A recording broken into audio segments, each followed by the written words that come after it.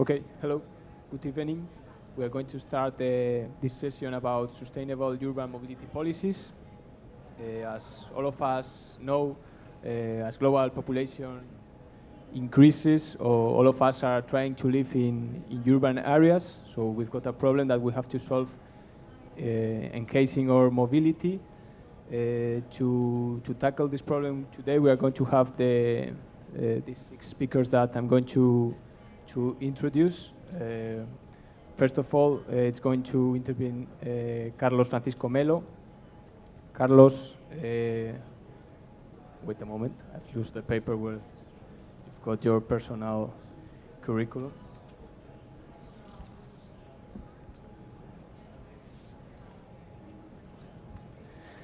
Sorry. Too many papers, sorry. Okay, here it is. Okay. So Carlos, he's coordinator of planning and development on the Ministry of Transport and Telecommunications of Chile. He's transportation engineer of Pontifical Catholic University of Chile, with PhD studies in transportation planning at the same university.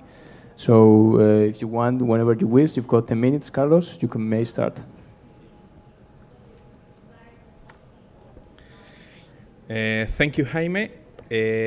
First, I want to apologize with you because I'll speak in Spanish. It's more comfortable for me.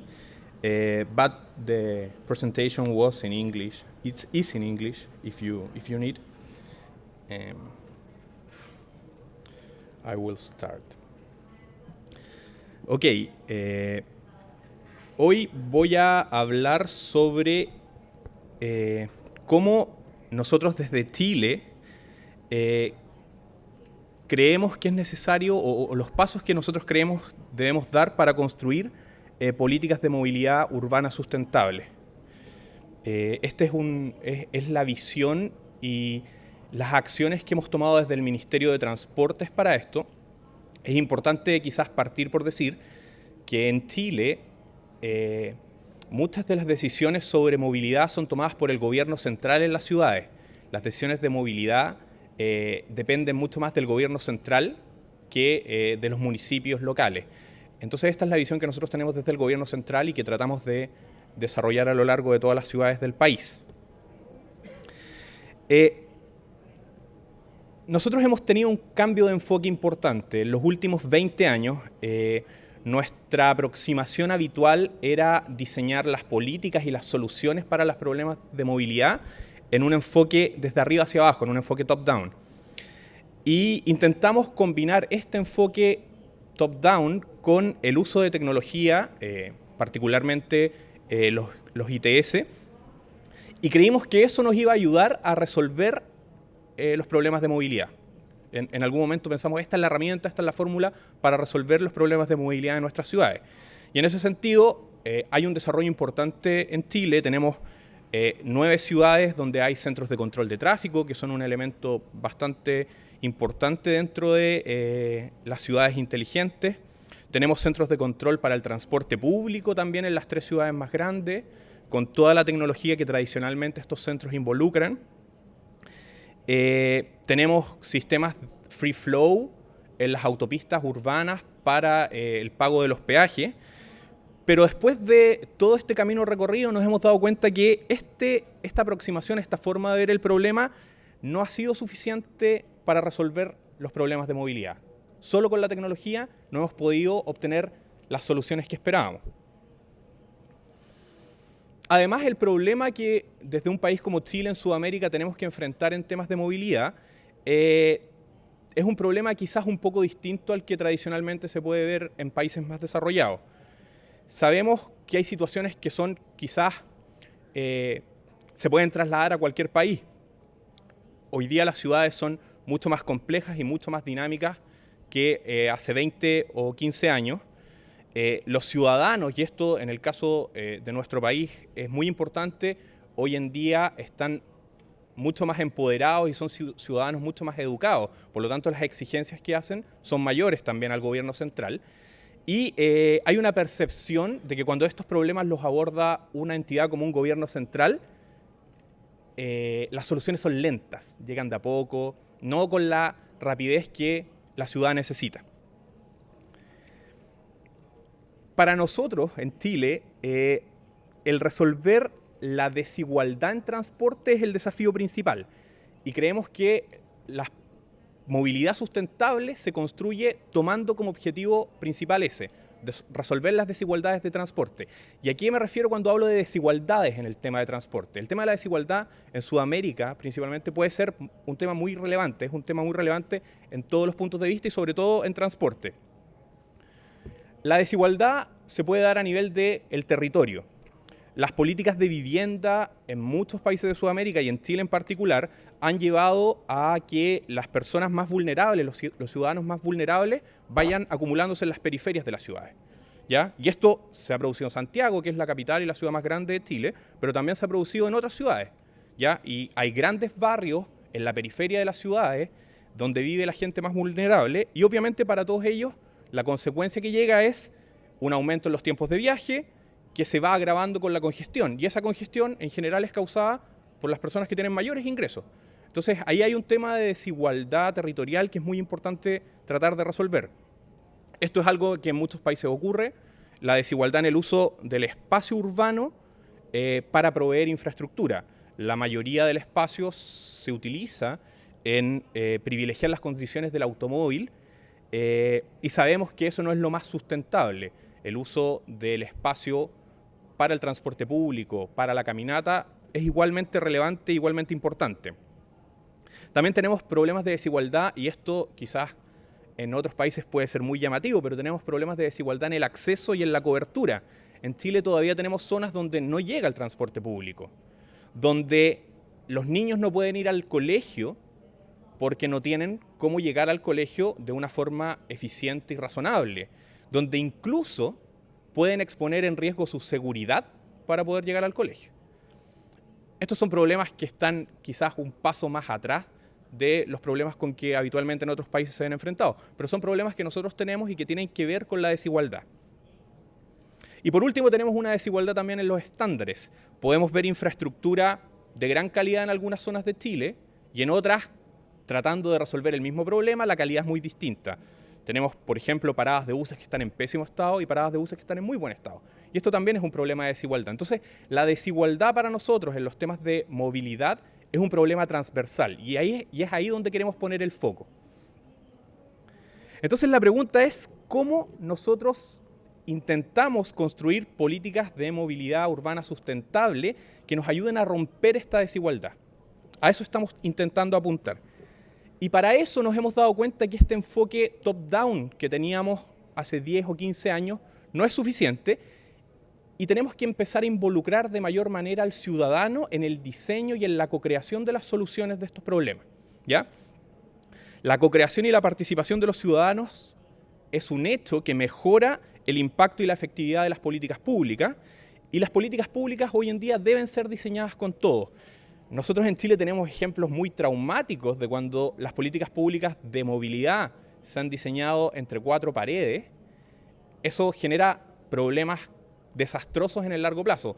Los que tengan la oportunidad de conocer el caso de Santiago, que es el sistema de transporte público de la capital de Chile, saben de qué estoy hablando. Es un sistema que se construyó sin tomar en cuenta la opinión de los ciudadanos y es un sistema que ha tenido problemas desde el año 2007 hasta hoy. Nunca ha sido bien aceptado.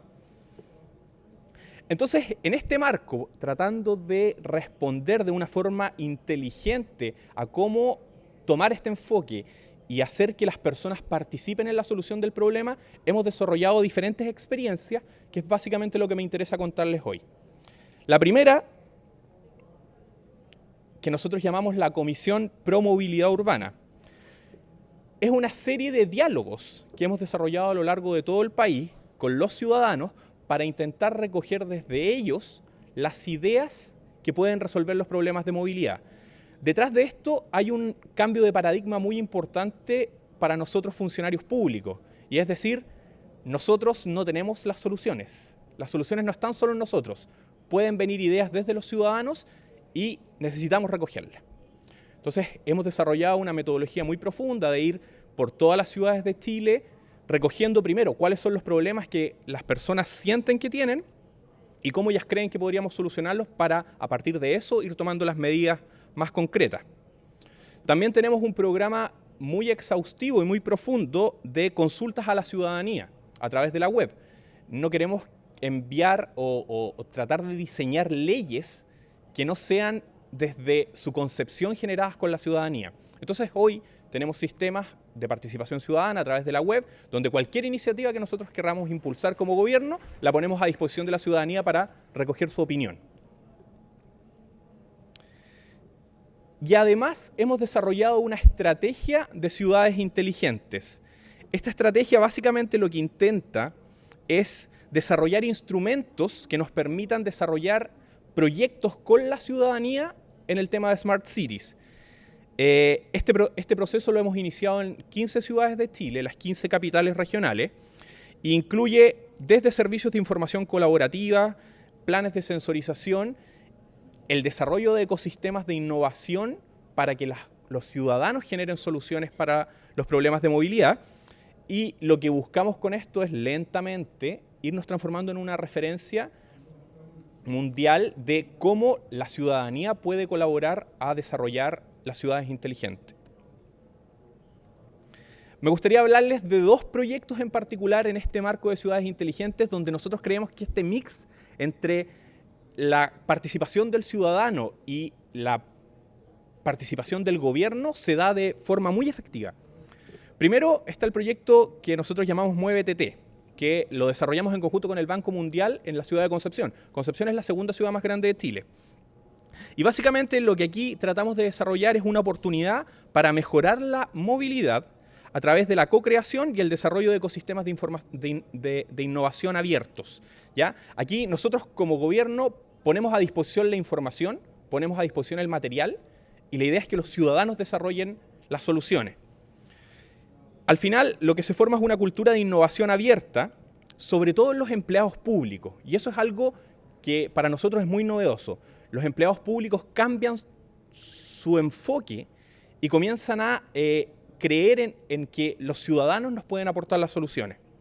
Obviamente eso incluye a toda la sociedad civil, las universidades y las empresas. Otro proyecto que es muy interesante y que no tiene un gran desarrollo tecnológico detrás, pero es muy llamativo, es el proyecto que nosotros llamamos Transporte Informa.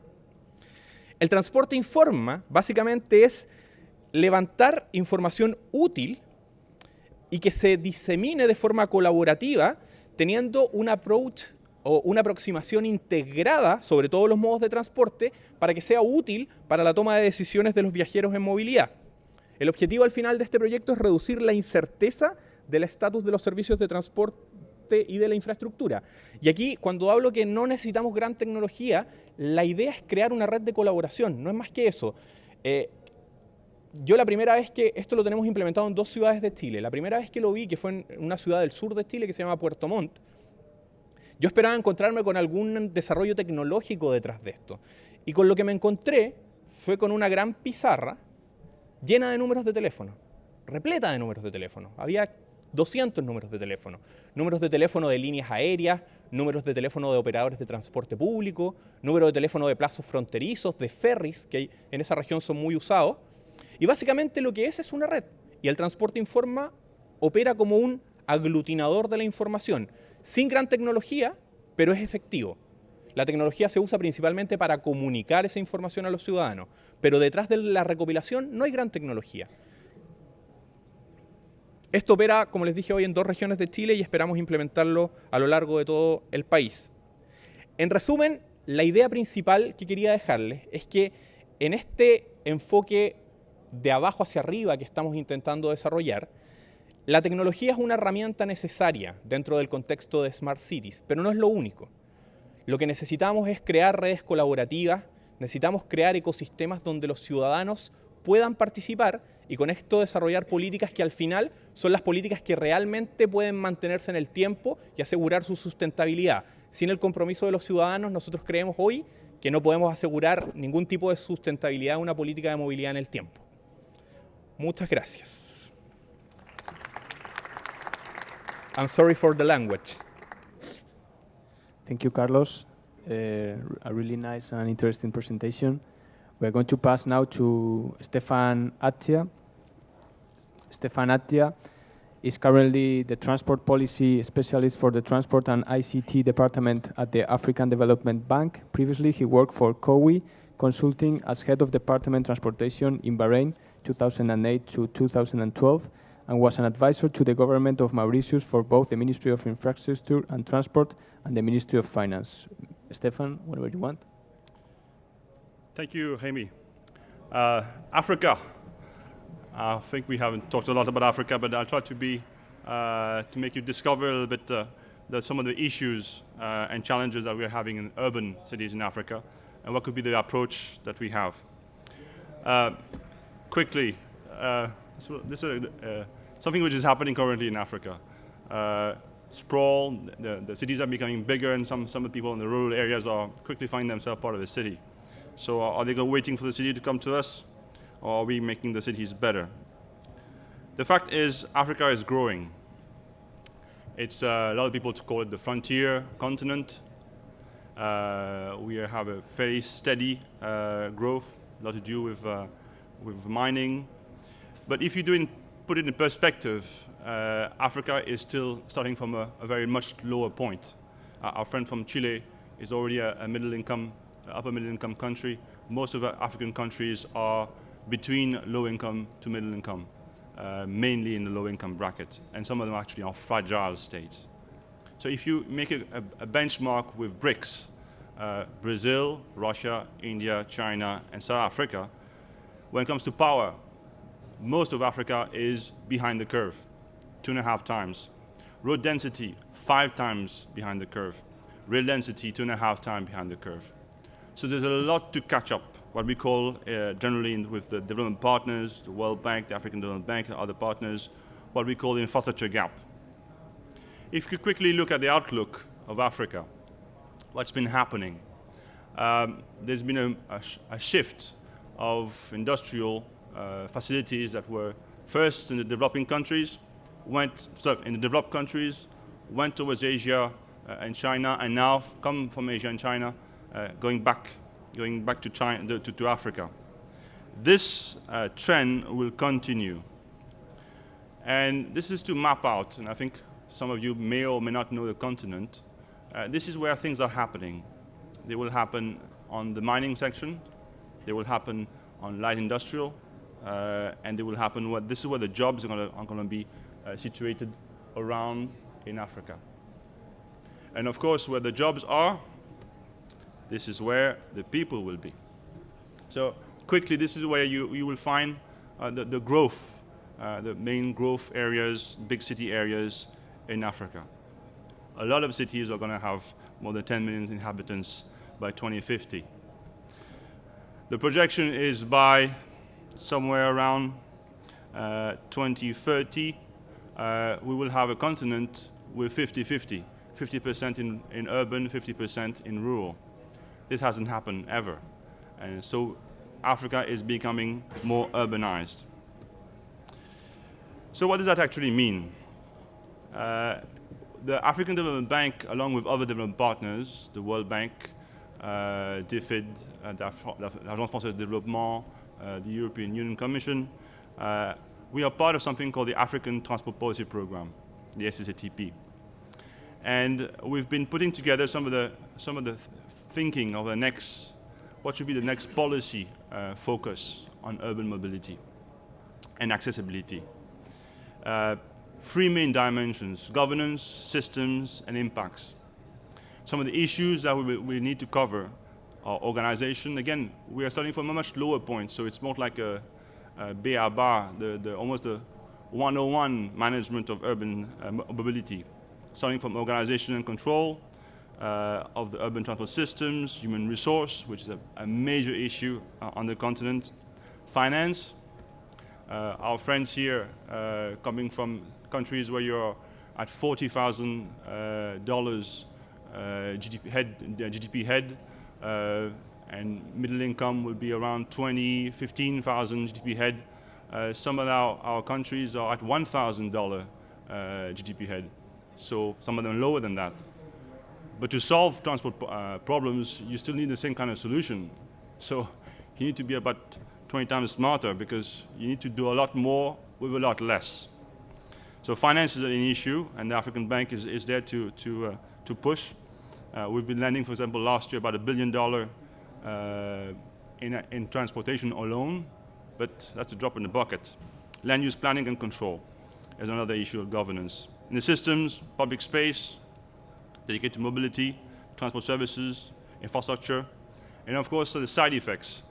Road safety is about to become, if we don't take care of it, one of the biggest problems on the continent of non-communicable disease. Environmental quality and resources, which is also becoming an issue, especially with poor quality of fuel, travel costs and time. So those who don't know Africa, let's go a little bit. It's not a caricature, this is just what's happening on the ground. Some countries, again, Africa is 54 countries, it's not one country. You go from all sorts. I was talking to Carlos a minute ago. I come also from an upper middle income country in Mauritius, but you have everything. You have low income, fragile, most of them are low income, and a few middle income. Some of the good news is that some low income countries are now graduating into middle income countries. Organization and governance is one of the major issues. Again, to solve this problem, in Europe and North America, you can throw a lot of money at this. The question is, in Africa, you don't have that much money to be able to throw at this. So the question is, how do you tackle it? Human resource, one of the major problems we have. Lots of young people coming out of work, coming out of universities and education. And the thing is to find work, find jobs. Finances are always a problem. Transport system and public space is of another issue. When you look at, if you map out, we did that study with SCCTP and our consultant, Transitech, that worked for SCCTP, mapping out the main source of public transport on the continent. Rail, not there yet, and for obvious reasons. Rails are expensive. BRTs, LRT, a few of them are trying, of course, the middle-income countries. Buses are there, of course. Minibus everywhere. Shared taxi. And motor taxi. I know you don't have that in Barcelona. Motor taxi looks like the one on the bottom left. Is that you're sharing the motorcycle. That means the back seat now becomes a shared taxi on the motorcycle. And you have the Mata on the one on the right here. La Mata is one of the first BRT on the continent. Up there is the city of Abidjan, where I live, where the African Development Bank is located now. And then you have the infrastructure. Again, the continent is coming from way behind. So sometimes when we hear, well, you need to change policies and stop investing in infrastructure, we say, wait. We're coming from a much lower point. So there's quite a lot of infrastructure to be invested before we get there. The picture below is the new toll highway in Dakar, which we've co-financed with our friends from the World Bank and other agencies. I think Agence Française de Développement also is there.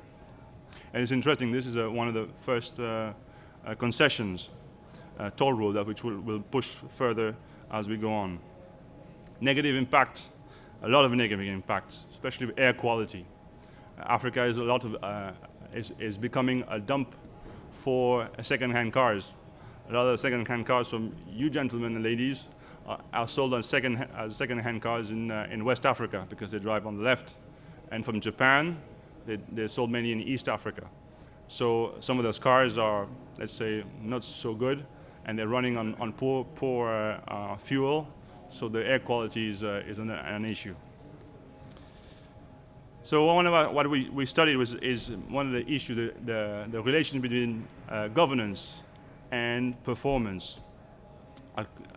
Some of the result was a bit confusing sometimes between how governance was good, but the performance wasn't so good. Cape Town came a bit on top. I'll come back to this later if you want. So what is our plan? The SSTP plan is quite easy, so to speak. We try to make something which is kind of clear, which can guide us for the next 5 years as the program moves forward. Enable enable adequate organizations, human resource and finance, mainly to push government efficiency, reduce or avoid altogether need of travel by doing more land use efficiency, shift to maintain share or social environment, friendly modes, public transport, walking and cycling, multimodal transport systems, and improve the efficiency of transport board and services by especially infrastructure, services, and vehicle efficiency. I'm not going to go in detail of all of them. That you can get the PowerPoint later on the web. But I'd like to share a few things. On the enable side, which is establish efficiency and responsible government systems capable of anticipating needs. One of the elements I'd like to ponder is to enhance the involvement of private sector in provision of transport infrastructure and services. Here you have, I don't know, a gazillion service providers here at the conference, at the Congress. And Africa being 54 countries, let's say some countries has some issues. Let's say 40 are up and running. Each country has about 4 or 5 good cities of decent size. That's about 150 cities. And every city has at least 5 to 6 organizations, authorities that need services. That's about 750 customers right there. So the private sector, and that's one of my main messages, the private sector, which are sitting out there, need to start looking at Africa as potential customer and going out there for their services. This is one of my main message. So getting imaginative private sector applications and hopefully implications. Avoid to deploy transport infrastructure and services in a manner that promotes sound, urban form, and land use. Yes, we need to continue to invest in infrastructure, but in a smarter way. Again, getting the private sector for applications. You have so many extremely fantastic companies out there providing all sorts of services that can provide some really good solutions. Shift to maintain or increase the modal share in public transport. Again, to provide integrated hierarchical public transport systems that are efficient, reliable. This is where we are at the bank trying to focus with our partners in the World Bank and other development partners. And finally, improve planning, operations, and maintenance of urban roads. And that is maintenance is one of the Achilles' heel of the continent, and this is what we're trying to push more and more, is to make sure that road agencies are well funded, they have a road fund, and those can actually maintain the infrastructure, the asset properly. Finally, I'd like to end up on that particular note. Transport and ICT for us is an excellent entry point in the African cities.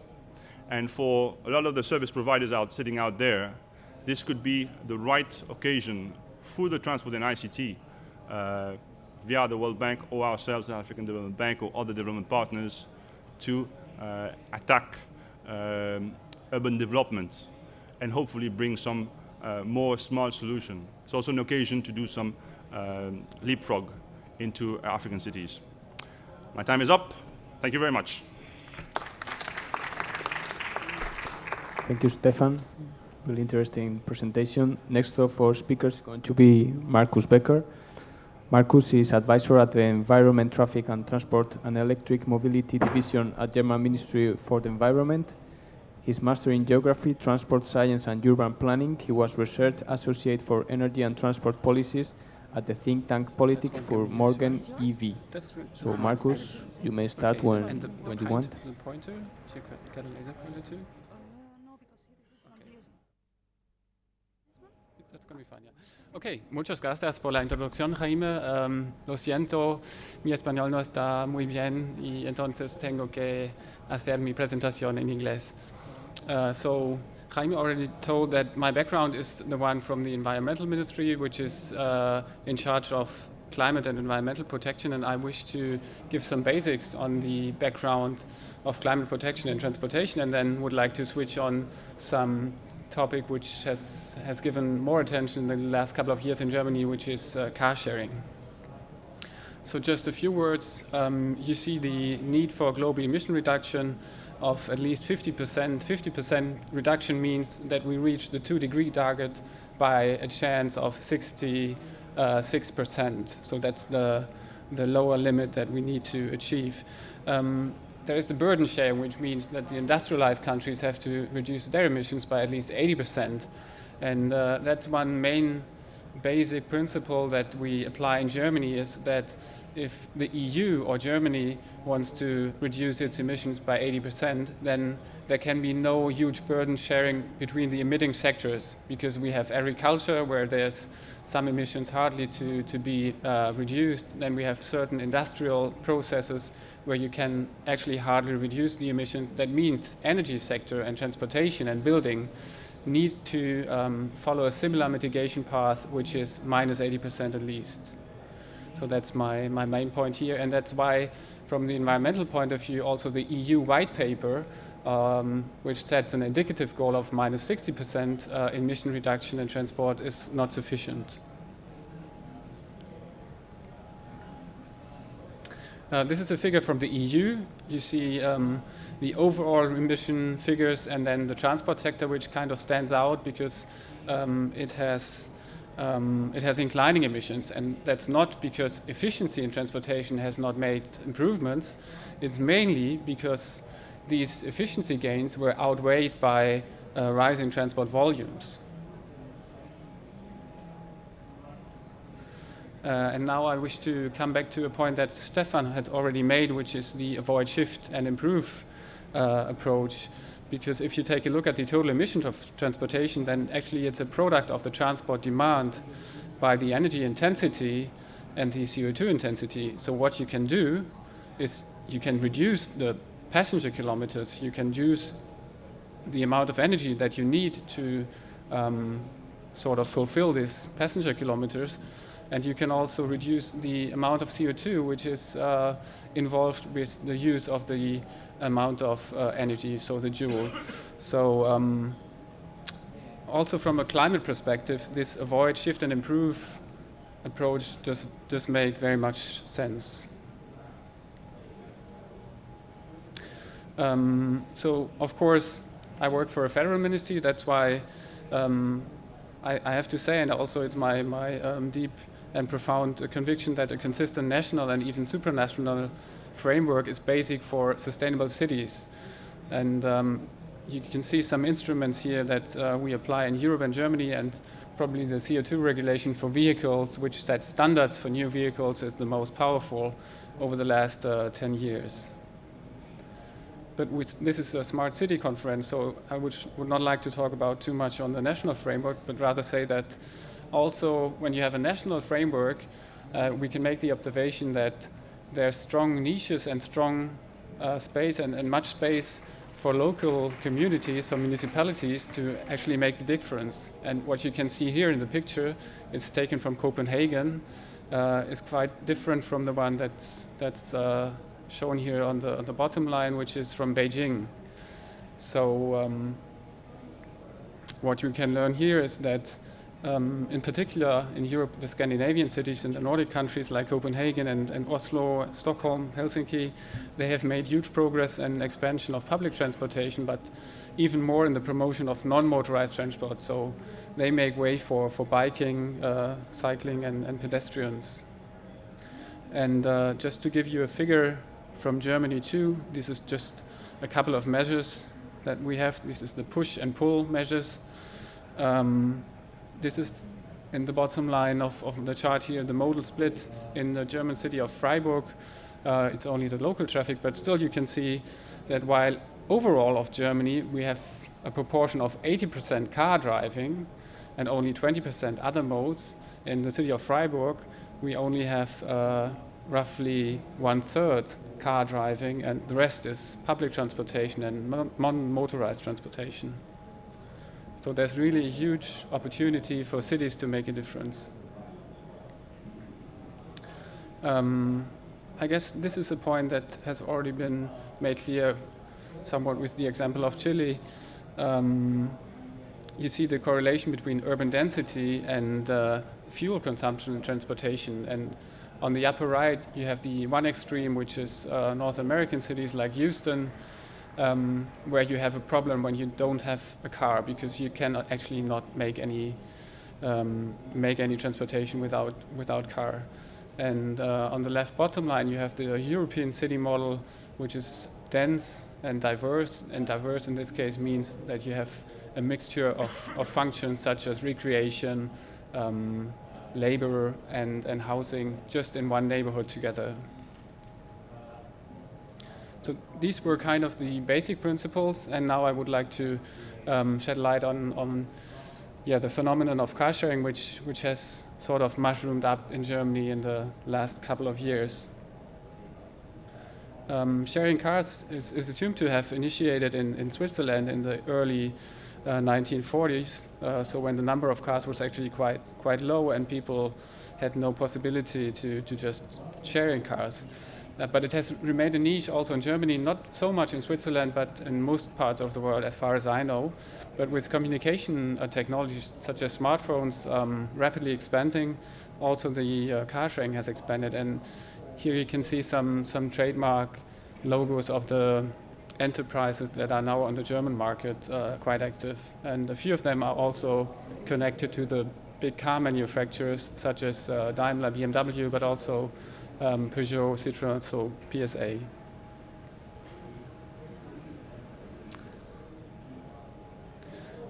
There you can see the numbers of car sharing in Germany, and even more impressive, I think it has been only in September this year that 1 million Germans are registered with car sharing.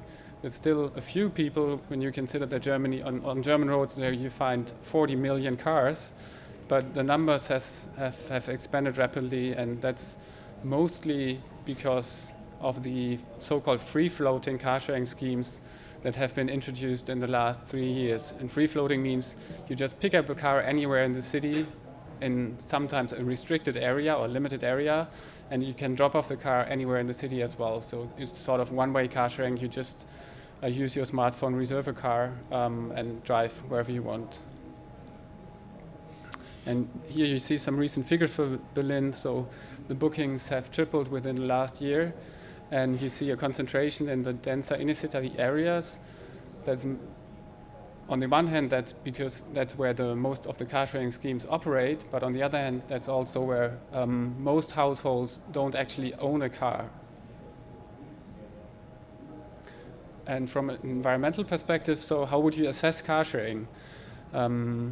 And we have two major projects that try to find out what's the overall impact of car sharing. And if you make up your mind, then you can think that, okay, there's going to be some people that replace bike trips by car sharing because they may not have had a car before. And so, well, they have an appointment at night, the weather is not bad, it's not fine, which is quite often the case in Berlin and Germany. So they'd rather take the car sharing car than their bike. And alike, some public transportation trips might be relocated or replaced by car sharing. And then also you might think that car sharing, it generates some new trips, so induces traffic actually, which is in some not quite good if you want to make the city more sustainable. But there's a major but, and this but is that the assumption is that car sharing can be a key enabler to make multimodality more attractive to people which were so reluctant to not owning a car. And the observation is really that once you own a car, you will use it as much as you can because it's only rational and it's convenient and everything. So the assumption is that these negative impacts that you can find here in the black bullets is outweighed by the benefit which is displayed in green here. So reducing car population and car use. So these projects are still underway, and we have no final results. But and you would, of course, need to observe this for a longer time frame to see whether car ownership really shifts. But this first preliminary results are quite positive, so the balance would be positive. So what can cities and can authorities do about car sharing? I think the basic principle is that car sharing needs to be integrated in the transport policies, and in particular when it comes to parking. Because car sharing is only attractive if you don't have to make up your mind on complicated things such as, can I use this parking? How long is the car parked here? When is the next one going to rent the car? So you really mustn't think about that issues. And another key thing is that car sharing should be linked to multimodal ticketing. So if you have a big authority which is there for the public transportation, then it makes sense that this authority also integrates car sharing and bike sharing schemes into their ticketing schemes. Of course, you should provide information and facilitate the interchange of modes, because that's the sense of multimodality, and monitor the use and impacts. That's what the city of Berlin is currently doing quite actively too. So just to briefly sum up, my key messages would be that transport cannot be spared from emission reduction. So transport has to follow the same mitigation path as other sectors. And within a national framework, there's really much space for municipalities to make good and sustainable transportation possible or not.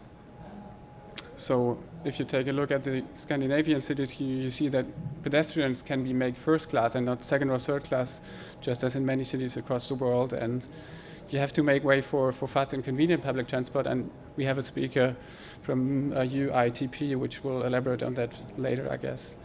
And you have to make room for smarter cars, probably, and even more important, a smarter use of the cars. And I think that altogether can be a contribution to make the whole city a bit more livable and sustainable. And that's going to be the end of my presentation. Muchas gracias. Thank you.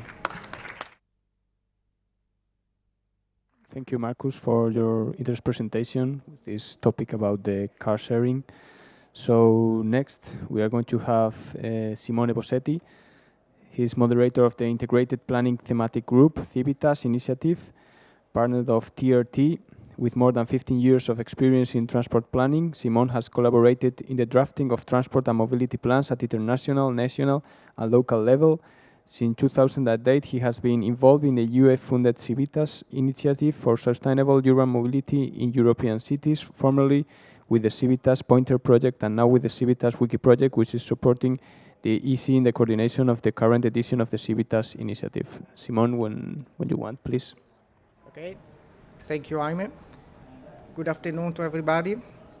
So, first of all, just let me spend a few words about the European Civitas Initiative. In a really nutshell, Civitas, what it is about. It's a network of cities for cities to achieve sustainable urban mobility. This initiative has two main pillars. The first one is to allow European cities to develop, test, and evaluate innovative transport measures. And the second pillar is to let the knowledge collected while demonstrating measures to be replicated elsewhere in Europe and beyond. So the Civitas Initiative was launched in 2002, so more than 10 years ago, and it is by far the largest EU-funded initiative on urban mobility. To date, about 70 cities has been demonstrating sustainable urban mobility measures in Europe, more than 700 measures, and more than 200 cities belongs to the Civitas network, having committed themselves to follow the principle of sustainability in urban mobility. As well, it's a big European effort. More than 200 million euros have been funded by this initiative. What I would like to tell you today are the main achievements of the third edition of an initiative. It was called Civitas Plus. It lasted for 4 years, since 2008 and 2012. During this period, 25 cities has been working on urban mobility, testing and developing, studying and implementing more than 300 innovative measures. Typically, Civitas measures are associated to what we call 8 thematic categories, which are such as clean fuels and vehicles, collective transport, demand management or mobility management, safety and security, car-independent lifestyles, urban freight logistics, and transport telematics ITS. So everything apart from EV infrastructure investments on transport infrastructure. What our work during Civitas Plus was to evaluate the impacts and the results achieved by the initiative, trying to collect and wrap up what were the drivers and barriers to implement such measures, and to see the potential for upscaling and transferability of such measures.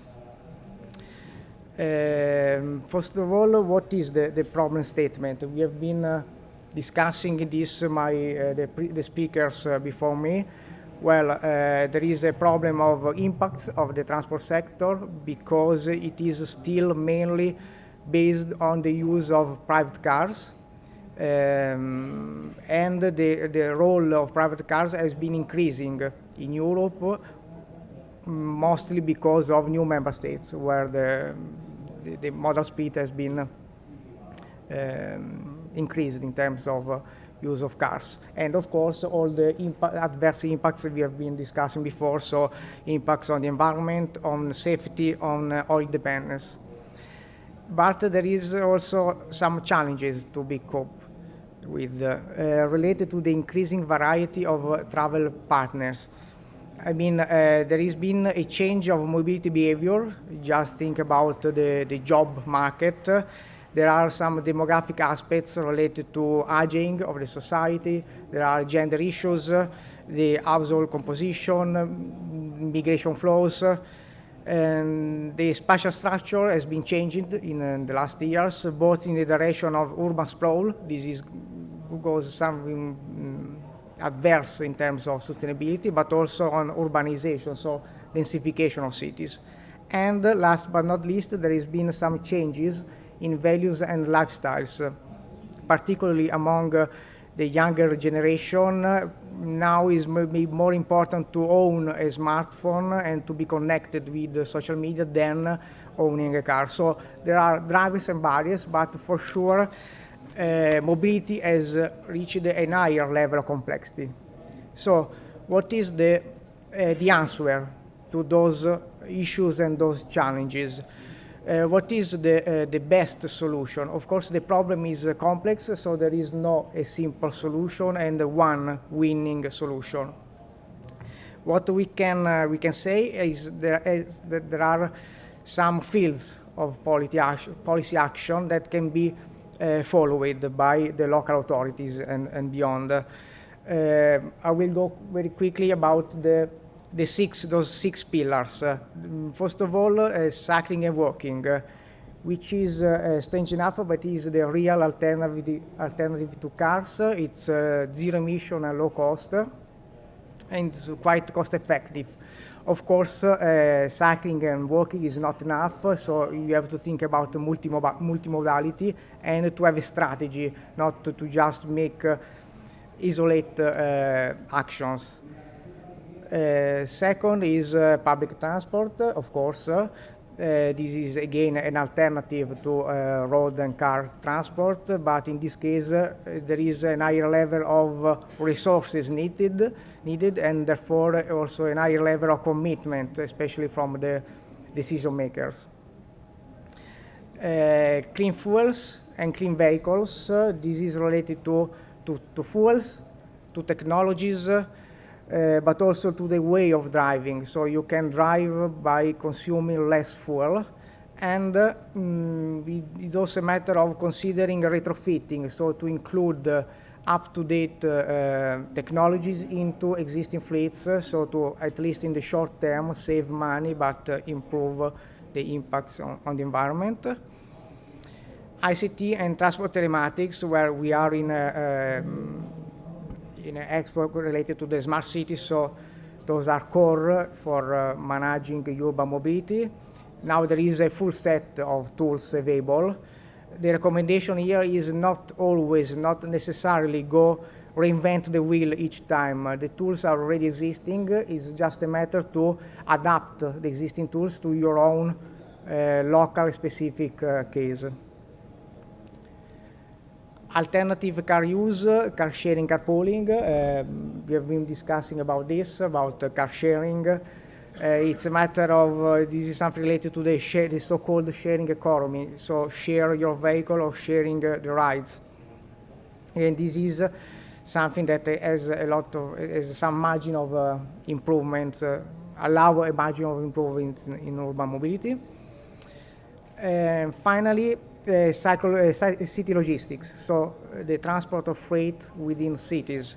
Again, there is a full set of measures of tools available. Here probably is very relevant to involve and have on board the operators, because these fields affect the economy and the success of businesses and companies. But as soon as you have them on board, you can agree on a common strategy, on a common perspective, and then it's a matter of enforce your policies.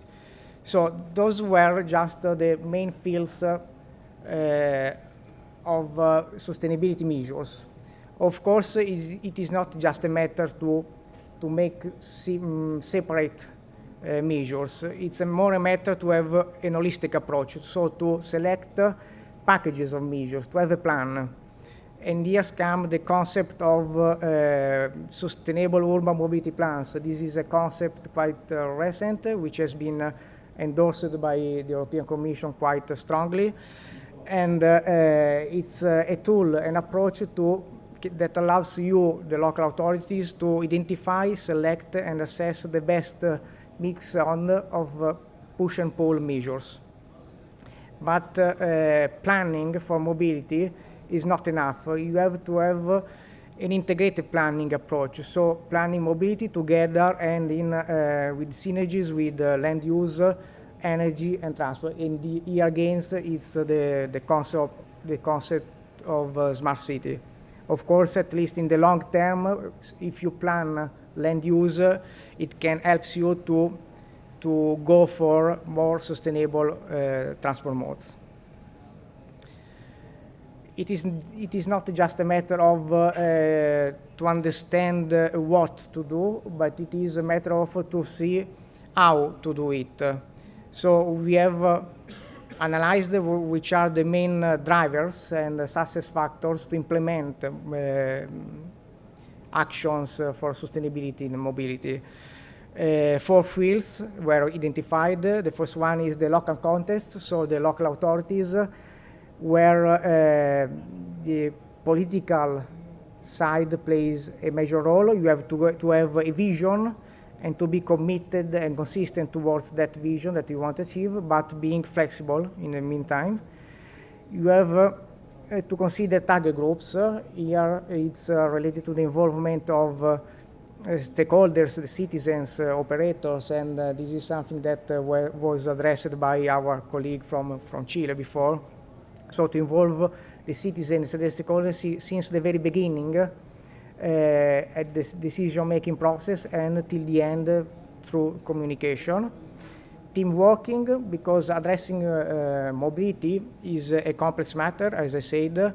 You have to have different expertise, so your organization has to be wide, dealing with several aspects, and within your organization, or you just have to ask people in other cities that has already addressed your same problem, that maybe have already found a solution before you. And here it's the added value of the Civitas initiative.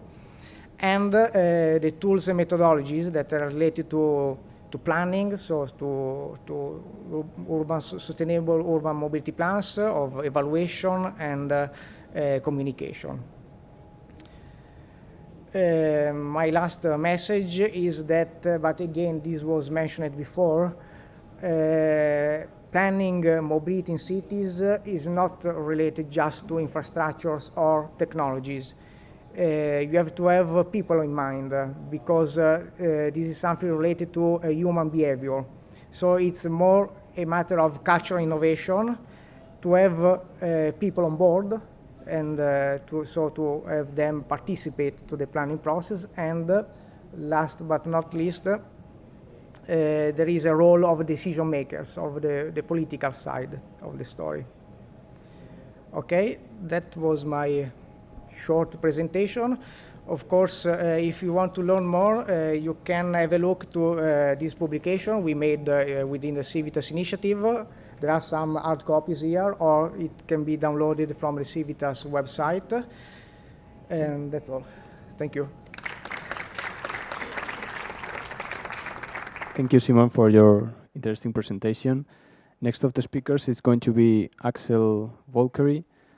Axel Volkeri is a policy officer in the Research and Innovative Transport Systems Unit, Directorate General Mobility and Transport of European Commission. He works on transport innovation and urban mobility, currently focusing on initiatives to foster innovative infrastructure solutions and smart cities. You may start, Axel. Thanks a lot. Thanks a lot. Thanks a lot for inviting me, and thanks a lot to you for being quite a patient audience. I have one key theme for this presentation, and that is how can we scale up action? And throughout the presentation, I will extend a couple of invitations to you. And I hope that by the end of the day, there might be some more people working with us on accelerating actions. How is this?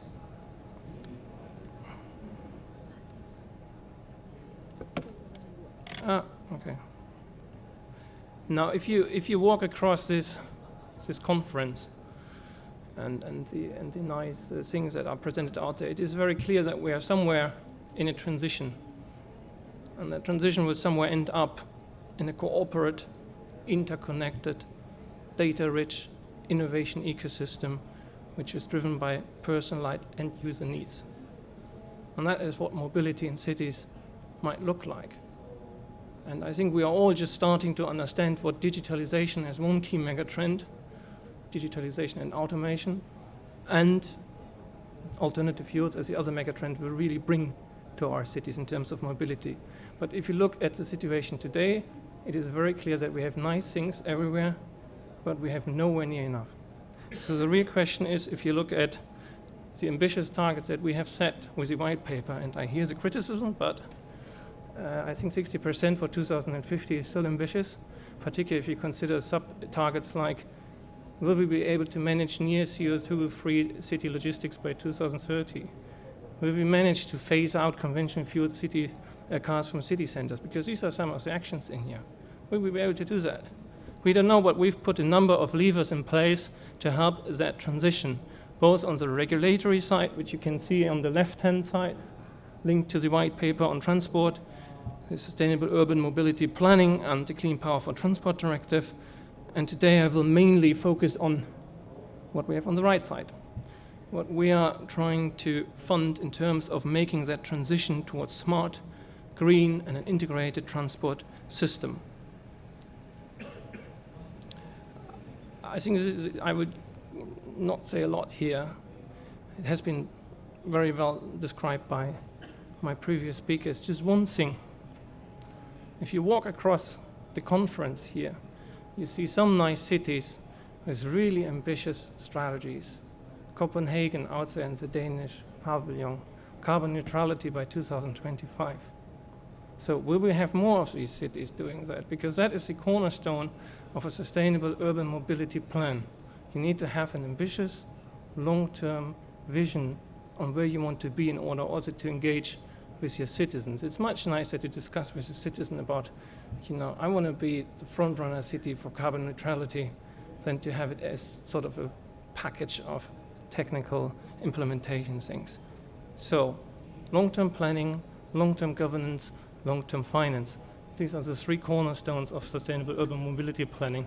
And I think there we have to collectively learn how to do it, because at the moment I think for most of the cities we are rather still in a short-term mode.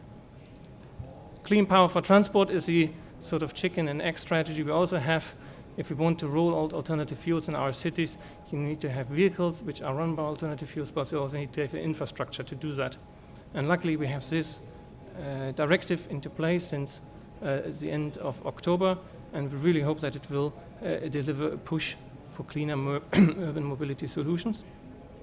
But the main thing that I think we are trying to do at the European level to help you as cities or companies working with us is that we are trying to align our funding streams, our different funding streams, so that we can actually match the whole innovation cycle from the invention to the deployment. In the past, we had a rather fragmented system of support. Research on the one side, innovation on the other. It didn't really work well. And in Europe, we have a big problem when we talk about tackling the valley of death.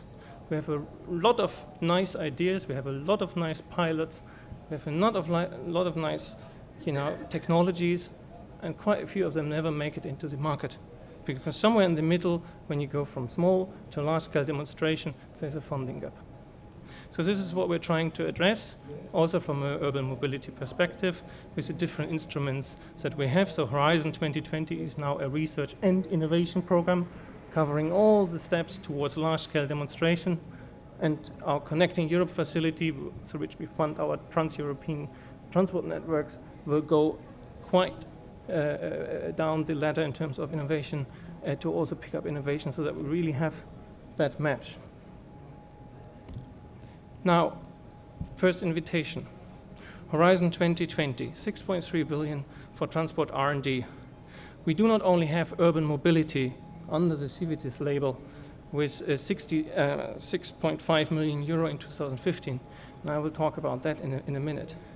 We also have smart cities and communities with 106 million euro in 2015. I will talk about that in a minute. But what I find that sometimes people do not know is that we have an SME transport fund, which has an annual 38 million euro. And here I see quite a lot of small and medium-sized enterprises that are not into the large-scale demonstration processes that need concrete support during the early phases. So this is available, and I encourage you to really look into this because it has been quite a successful instrument. We're also doing a lot to work with cities now as part of the trans-European transport networks. We have urban nodes included into this, so to basically make sure that long-term corridors are linked to cities in terms of delivering the first mile and the last mile, which is important for both passenger and freight transport. And there also we have one common philosophy. We want to go from pilot testing to large-scale deployment. Large-scale deployment is really what I think we in Europe need now. We had enough pilots. So, second invitation, urban mobility call, which will open in summer 2015. And this will be a rather large call. I mean, it will have 54 million if you look at the second bullet point. And what we want to do here is we want to encourage cities to work together as consortia to develop lead innovations and also to develop the replication of these lead innovations in other cities. Because what we often see is that we have nice things which work in one context, but people never think about how this can be replicated in other contexts. So city-led consortia composed of 4 to 5 cities, complementary in reinforcing mobility solutions, impact and process evaluation. And you, if you're from a city, if you're from a company working together with the city, we are free, we're relatively free in what we respect from you. You can consider a wide range of activities which is fit to your city or city company context.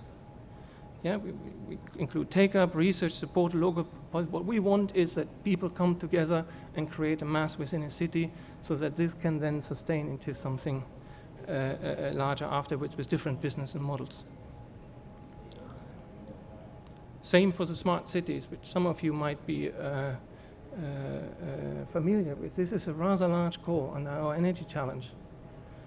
Next year we will have, the call will open on 10th of December this year, will close on 5th of May. Next year we will have 106 million euro. And what we do here is we fund large city consortia, 2 to 3 cities from across Europe that work together 2 to 3 follower cities that work together with these 2 to 3 cities to replicate the solutions that are developed across 3 sectors: low energy districts, integrated infrastructures, ICT, and sustainable urban mobility. Because when you take smart cities, literally it's not about urban mobility as such, it's about the integration of different sectors, making use of ICT as a key enabler to work the transport energy interface, to achieve efficiency, to achieve quality of life, better competitiveness, etc. So 2 to 3 cities, 2 to 3 follower cities, we require that this is part of an ambitious urban plan, so to link back to the relevance of planning. And we also want that the proposals come with funding from other private parts, because I think we need to work towards getting away from a largely public grant-based model towards saying where can we actually blend public and private financing for urban mobility in smart cities. Because the key problem of many of the projects we had in the past is that we never had the follow-up funding. It was always a public grant exists, activity is killed. So I think we need to work on new models here, and we're trying to entice this here. Last invitation, European Innovation Partnership on Smart Cities and Community, and this is where I spend a lot of my time.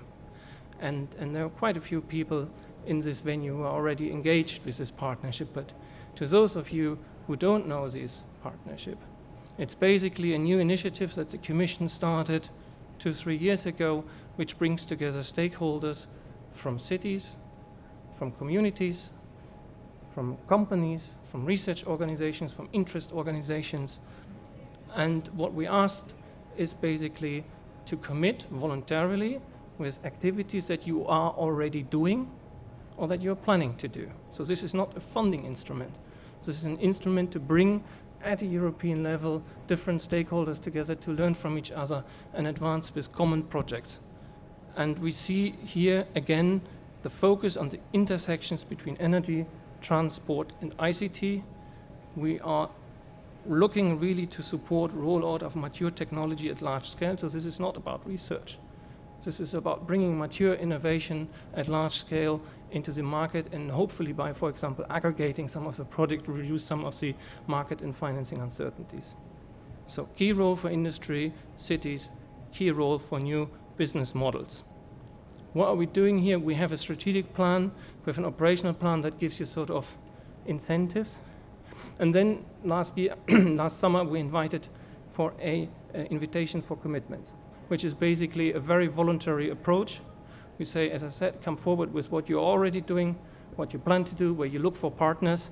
So far, we have 384 commitments, bringing together around 3,000 partners from 32 countries, cities, companies, research organizations, etc.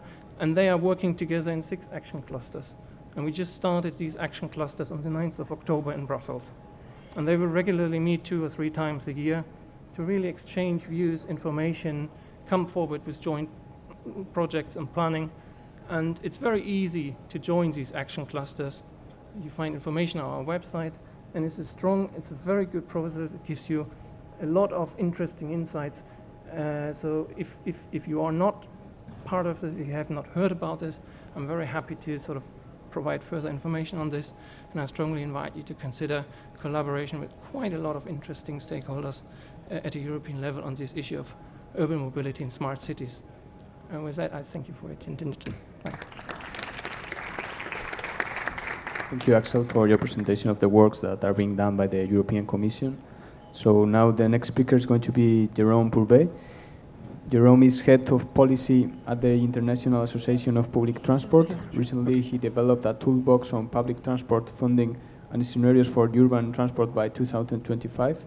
Jérôme is currently coordinating UITP international advocacy activities. He studied sociology in Belgium and the UK. Whenever you want, thank you. Thank you. Good afternoon, and thank you indeed for being here, still at such a late moment in the afternoon. My presentation is on the economic case for public transport. There is plenty of evidence of the social and the environmental benefits of public transport, and this evidence is used on a daily basis to support the decisions at the local level.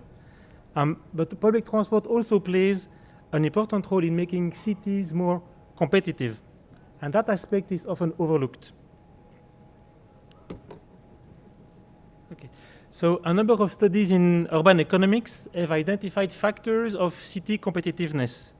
And we have realized at UITP that most of these factors are actually strongly supported by good quality public transport. So I will look into that in more detail in 1 second. And the red line of my presentation is very much that public transport creates value. Value for citizens, value for businesses, and also value for local authorities, for public authorities. So the first factor of city competitiveness is the economic strength of the city. So there is evidence from recent economic research that shows that public transport enables better connectivity at the regional level, which enables to increase the density of population, the density of jobs, and in turn, the productivity of the local economy. So such methods were used to appraise projects, large projects in Paris, in London, in Melbourne, and they all demonstrated a very strong impact of those projects on the competitiveness of the local economy. So turning to another aspect, when there is a higher use of public transport, the cost of mobility for the community is reduced by a factor 2, mainly because there is less use or less expenditure on fuel, and which means that there is more available income from the households to make local expenditure. So to have this money involved in the local economy. Finally, evidence shows that per amount investing in public transport creates up to twice as many jobs as investing in other sectors, because public transport projects are very labor intensive, they are complex projects and require a wide variety of competencies. So the second factor of city competitiveness is human capital. Business executives are often asked what are the factors that are driving them to locate their business in one city or another. And in the majority of cases, they answer that quality of public transport is one of the main factors that decide them to locate their business in one city or to not locate it in one city. So the quality of public transport is very important for them. Public transport also makes possible better mobility for the labor force, which enables workers to build up their skills and their competencies more quickly. So building also the human capital of the city. And then if you look at the sector itself, public transport provides very diverse and high quality jobs. They are competencies in terms of planning, of marketing, of course, engineering, drivers. So a very wide range of competencies are required for public transport. And public transport operators are often the main one of the largest employer in the city. Here in Barcelona, in Paris, in Amsterdam, the public transport company is the largest employer in town. So the third factor of city competitiveness is physical capital of the city.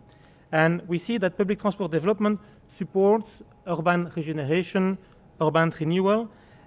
One very good example from Lyon, that's the picture you see here. When a new metro line was built in Lyon, the rate of regeneration in the corridor that was served by this line was multiplied by a factor 4. So that shows really how it makes the area much more dynamic. And of course, you see that behind this is the fact that investing in public transport also attracts private investment in city. It's a good leverage for private investment in the city. So the areas served by public transport are more attractive for living and working, and we can see this because in general the value of this area is higher. But what is interesting is not in the value, it's also the resilience of those property. A study made in the US showed that the average sale price of residential property was less affected by the real estate crisis when it was close to public transport. And I think this is something which is very interesting to note in this context of economic crisis. The fourth factor of city competitiveness is the global appeal of the city, and this is something which we have not really much used as an argument in the public transport community. So the provision of public transport links is key, of course, in the development of tourism. Public transport is, in fact, one of the main means for tourists to go around the city, to go to local shops, to restaurants, to discover the local cultural attractions. And there is evidence that shows that having a good quality rail link between the airport and the city center makes those cities more attractive for business travelers. And we can see this because the hotel performance in those cities in terms of occupancy rate of the rooms and average rate of the rooms is much higher. So showing how public transport is really contributing to tourism and then local economic activity. The fifth factor of city competitiveness is quality of life. And I'll try to approach this from an economic perspective. So public transport helps relieve congestion, of course, and makes travel times much more reliable, which leads to cost savings in companies and higher business productivity. There are, of course, benefits of public transport in terms of health and road safety. So this is, first of all, a human issue, but it is clear that those benefits can also be translated into savings savings in terms of public health expenditure.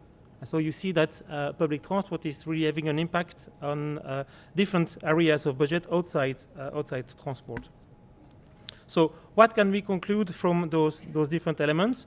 First, that public transport does contribute to the competitiveness of cities, that it generates value, as I said at the beginning, value for the citizens, value for businesses, but also value for public authorities in terms of higher tax revenue linked to more economic activities in the city, or higher revenues, higher value of properties.